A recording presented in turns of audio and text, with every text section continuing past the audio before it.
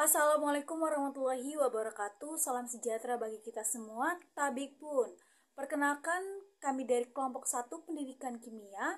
Saya Andini Anggraini dengan NPM 2213023042 dan rekan saya Aliza Permatasari dengan NPM 2213023083. Perkenalkan, nama saya Natasha Khairunisa dengan NPM 22130230035. Nama saya Niken Mega Pramesti dengan NPM 22130230014. Perkenalkan, nama saya Rostoin Tias dengan NPM 2213023088. Oke, baik teman-teman sekalian. Sebelum kami memasuki penjelasan pertama mengenai sifat-sifat gas, di sini kami menyediakan dua gambar. Gambar pertama yaitu ban kempes, kemudian untuk gambar yang kedua yaitu botol plastik kempes setelah pemberian air panas. Teman-teman sekalian, kira-kira kenapa ya ban dapat mengalami kempes? Nah, pertanyaan ini bisa kami jelaskan dengan logis menggunakan formula gas ideal. Jadi, teman-teman sekalian, ketika kita sering menggunakan motor akan menjadi panas. Bukan hanya pada mesin saja yang panas, namun juga terjadi pada bodi dan juga pada ban. Ban motor malah sering bersentuhan dengan aspal yang tentunya panas sekali. Nah, pada saat ban ini panas, berarti suhu pada ban ini mengalami peningkatan. Ketika suhu meningkat, otomatis tekanan di dalam ban juga ikut meningkat kan? Sesuai dengan formula gas ideal di atas. Kemudian ketika motor lama tidak kita gunakan menyebabkan suhu pada motor menjadi dingin. Begitu juga dengan ban. Bila teman-teman menyimpan motor teman-teman di rumah di lantai batu, maka ban akan lebih dingin lagi. Hal ini menyebabkan suhu pada ban menurun. Ketika suhu ban ini turun, otomatis tekanan di dalam ban berkurang. Hal inilah yang menyebabkan ban motor teman-teman sekalian kempes setelah lama tidak digunakan. Kemudian pada gambar kedua, ketika teman-teman memasukkan kopi hangat pada botol, kemudian menutupnya segera dan pergi ke kebun. Selama teman-teman di perjalanan, suhu pada kopi hangat kira-kira sedikit akan turun menyesuaikan dengan lingkungan di sekitarnya. Turunnya suhu pada kopi ini menyebabkan rumus gas ideal bekerja, yaitu adalah ketika suhu turun menyebabkan tekanan di dalam botol menjadi turun.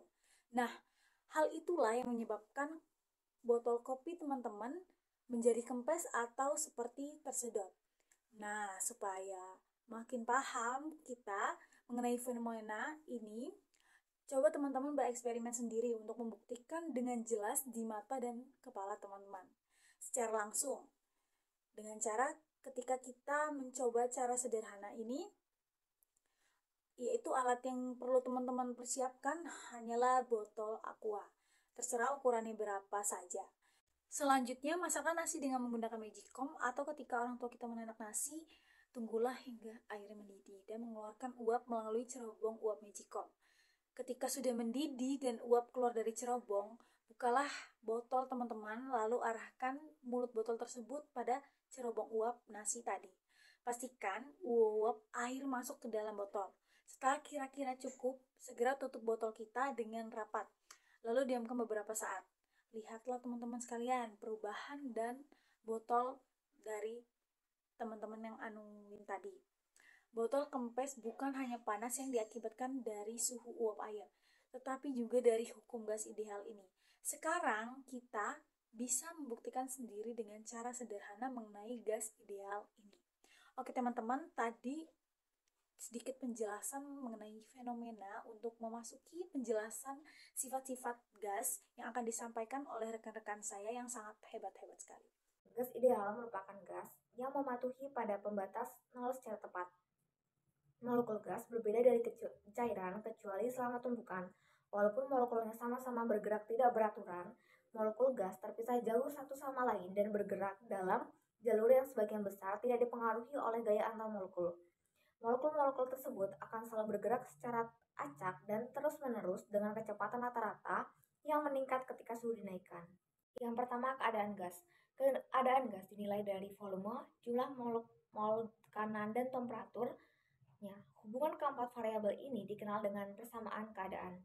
Artinya, jika kita telah mengetahui nilai V, N, P, dan T dari sebuah sampel zat murni apapun itu dapat diketahui keadaannya, dan yakin kapanpun dalam keadaan tersebut zat itu akan mempunyai sifat-sifat yang sama, misalnya pada rapatan, kapasitas kalor, warna, dan sebagainya yang sama. Ada persamaan keadaan yang menghubungkan volume, jumlah, tekanan, dan temperatur setiap zat murni, dan serta ada 3 variabel bebas yang diperlukan untuk menyatakan keadaannya. Bentuk umum persamaan keadaan adalah P sama dengan V buka kurung T F dikali N tutup kurung. Pengertian tekanan adalah gaya persatuan luas.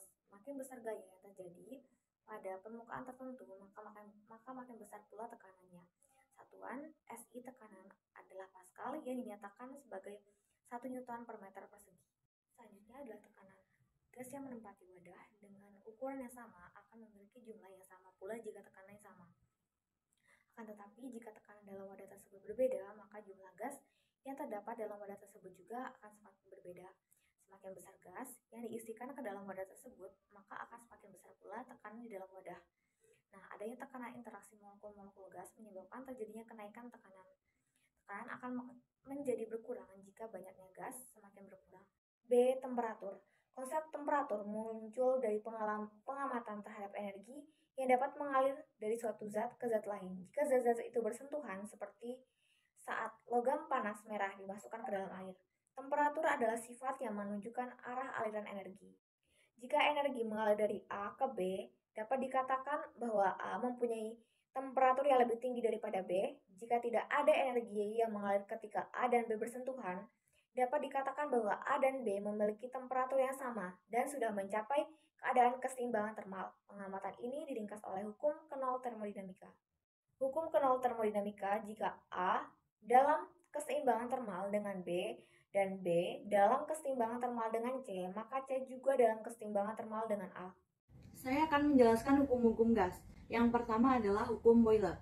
Pada temperatur tetap, volume sejumlah gas tertentu berbanding terbalik dengan tekanannya. Hukum Boyle ini mula-mula diajukan oleh Robert Boyle pada tahun 1662, yang awalnya berupa saran dari asistennya yaitu John Townley. Maksud dari hukum tersebut adalah jika tekanan suatu gas meningkat, volumenya akan berkurang. Dan sebaliknya, jika tekanan gas tersebut menurun, volumenya akan bertambah. Asalkan temperaturnya tetap atau konstan. Hukum Boyle digunakan untuk meramalkan tekanan gas jika volumenya berbanding atau sebaliknya. Jika nilai mula-mula tekanan dan volume adalah P1 dan V1, karena hasil kali PV tetap, maka nilai akhir P2 dan V2 harus memenuhi P2 kali V2 sama dengan P1 kali V1 pada NT tetap. Selanjutnya, hukum Charles menyatakan bahwa pada saat tekanan konstan, maka apabila suhu gas naik, volume gas pun akan bertambah, dan juga sebaliknya. Nah, Jacques Charles meneliti hubungan antara suhu dan volume gas.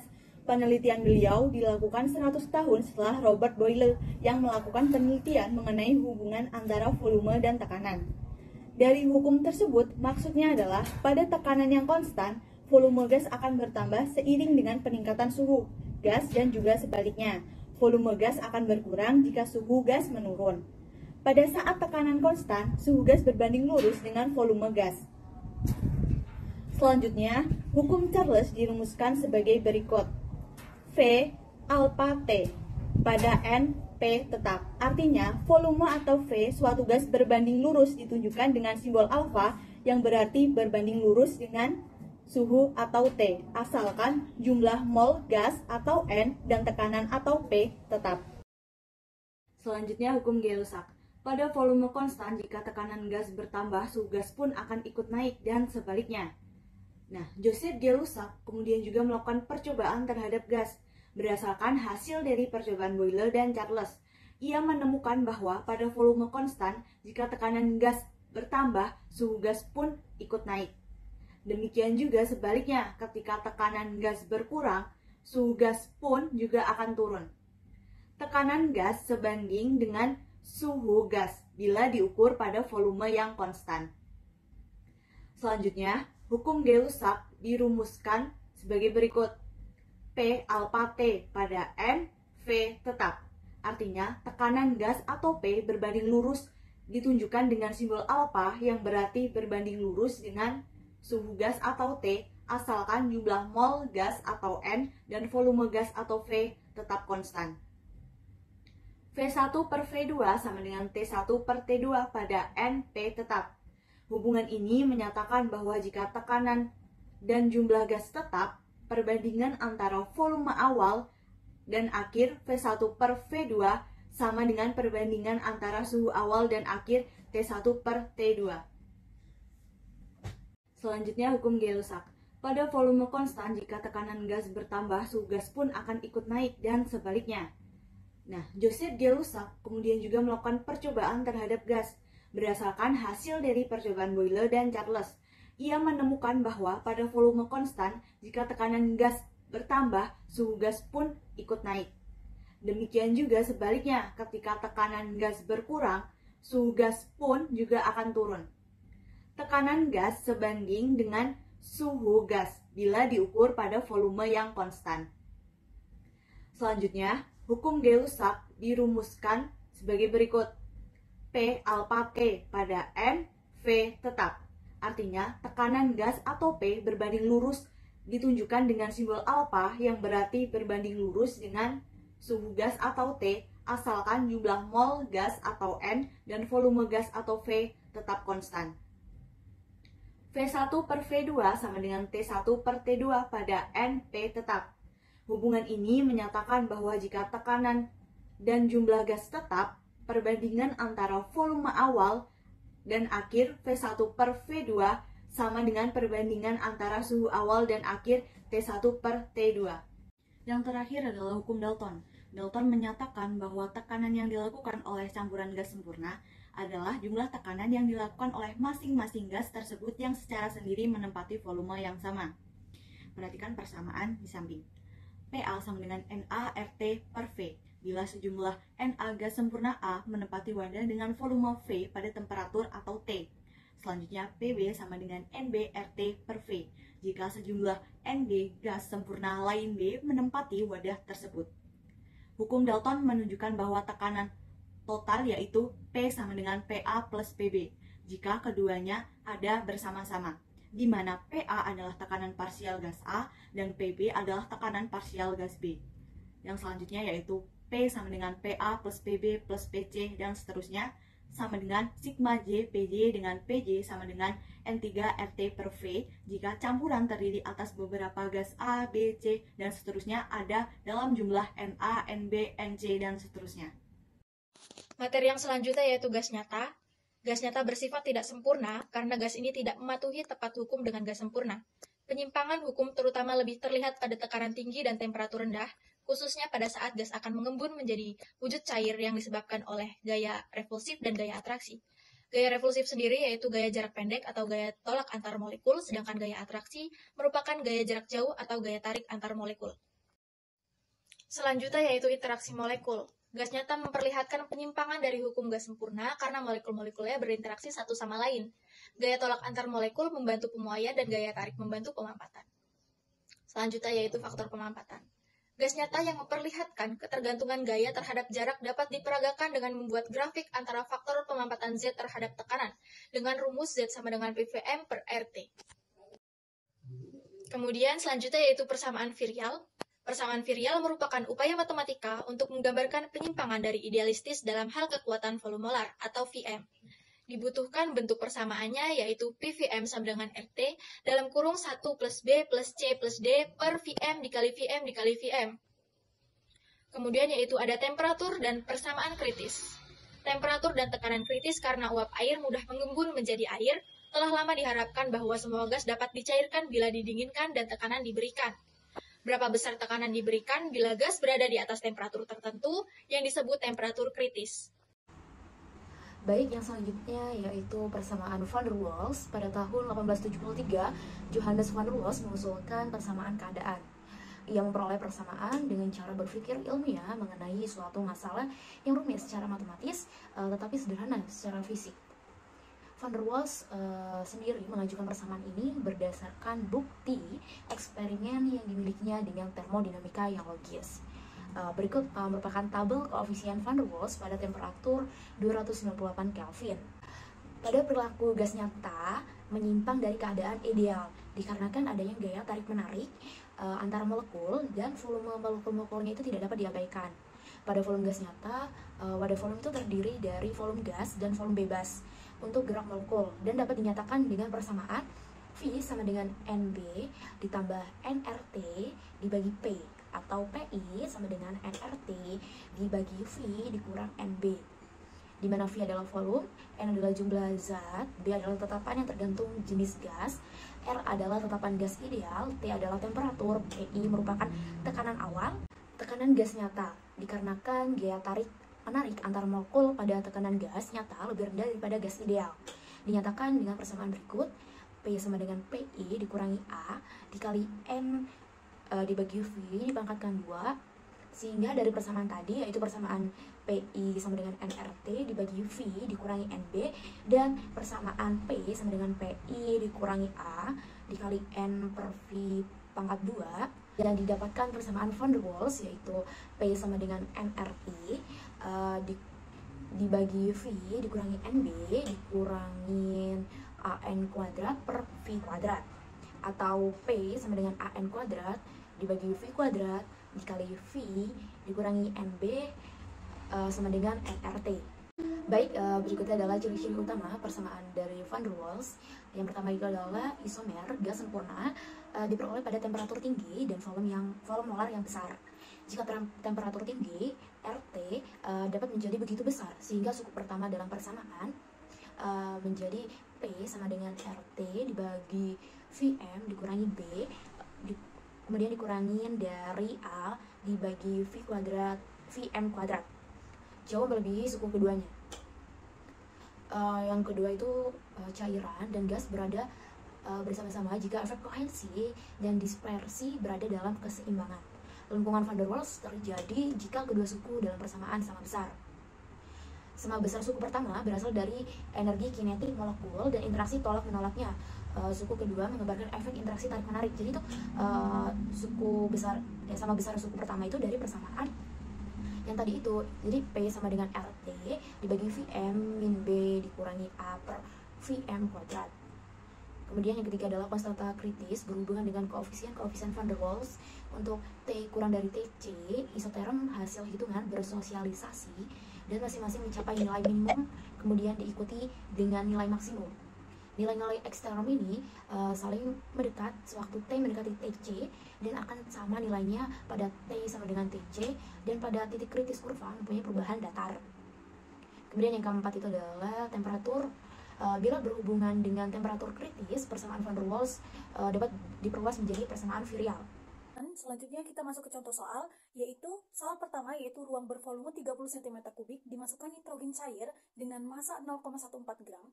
Kemudian hitung tekanan gas nitrogen jika suhu ruangan adalah 27 derajat Celcius dengan AR nitrogen sama dengan 14 gram per mol. Sudah diketahui N sama dengan 0,005 mol, kemudian volume sama dengan 3 dikali 10 pangkat min 5 meter kubik, kemudian untuk suhunya yaitu 300 Kelvin. Dengan rumus PV sama dengan N kali R kali T, P sama dengan P dikali 3 kali 10 pangkat min 5 sama dengan 5 dikali 10 pangkat min 3 dikali 8,314 dikali 300. Didapatkan P sama dengan 4,157 dikali 10 pangkat 5 N per meter persegi. Kemudian untuk contoh yang kedua yaitu pada keadaan normal, R sama dengan 0 derajat C, P sama dengan 1 atmosfer, berapa volume 4 gram gas oksigen dengan berat molekul M sama dengan 32 kg Kelvin per mol, R sama dengan 8,314 Joule per kilomol, K sama dengan 1 atm sama dengan 10 N per M. Diketahui di soal, M sama dengan 4 gram sama dengan 4 dikali 10 pangkat min 3 kg. T sama dengan K yaitu 273 Kelvin. P sama dengan 1 ya Allah. Oke teman-teman, kemudian contoh yang kedua yaitu pada keadaan normal R sama dengan 0 derajat Celcius dan P sama dengan 1 atmosfer, berapakah volume 4 gram gas oksigen dengan berat molekul M sama dengan 32 kg per kmol, R sama dengan 8,314 joule per kilomol, K sama dengan 1 atmosfer atau setara dengan 105 N per M persegi. Kemudian yang ditanya yaitu berapakah volume 4 gram gas oksigen O. Diketahui di soal M sama dengan 4 gram sama dengan 4 dikali 10 pangkat min 3 kg.